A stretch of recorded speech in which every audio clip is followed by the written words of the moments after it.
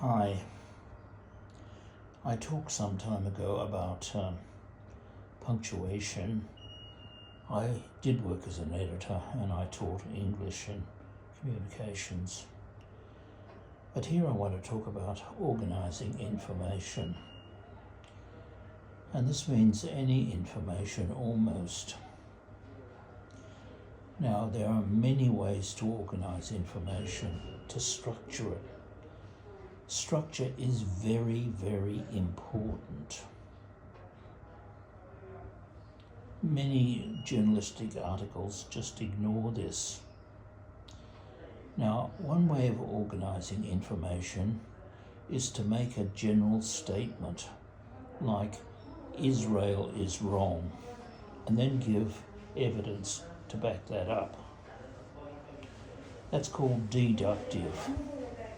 Another way to organise information is to give all the details and then draw a conclusion, which is the opposite to deductive. That's called inductive. It seems more scientific. I've got a bit of noise in the background. Another way to organise information, which is very common, is chronologically or historically or time sequence, where you give things in the order on which they occurred or in which they occurred. You might describe an accident you saw and it's in time sequence. Another way of organising information is spatially or geographically. You might describe your house. You might describe your kitchen, and next to the kitchen is the laundry. Then you might describe the smaller bedroom, the larger bedroom, then the bathroom, and then the lounge room. You're moving in a spatial or geographical way.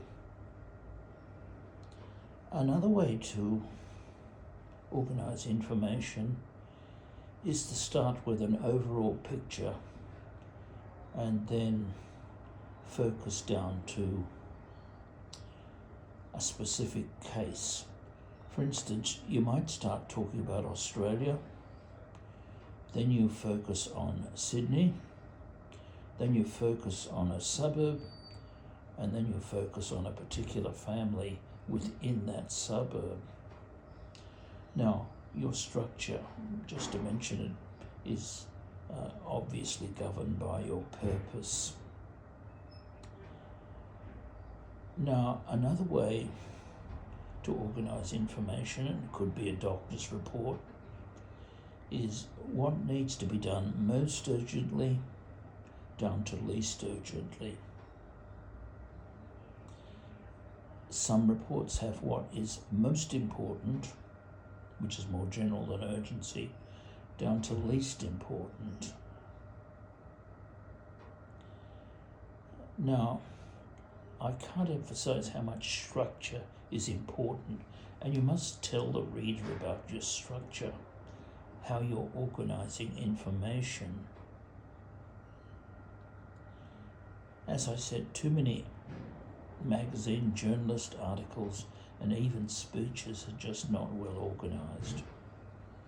Now, there's a type of organization that doesn't look like it's organized, but it is in a kind of way.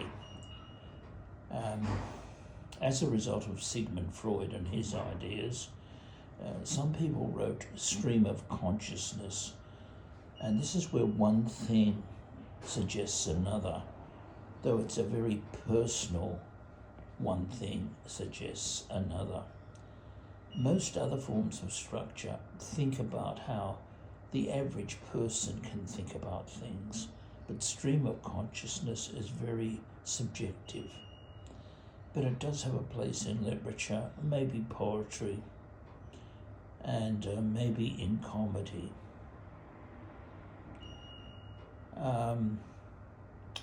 I could talk more, but that'll do for a starter on some of the ways of organising information.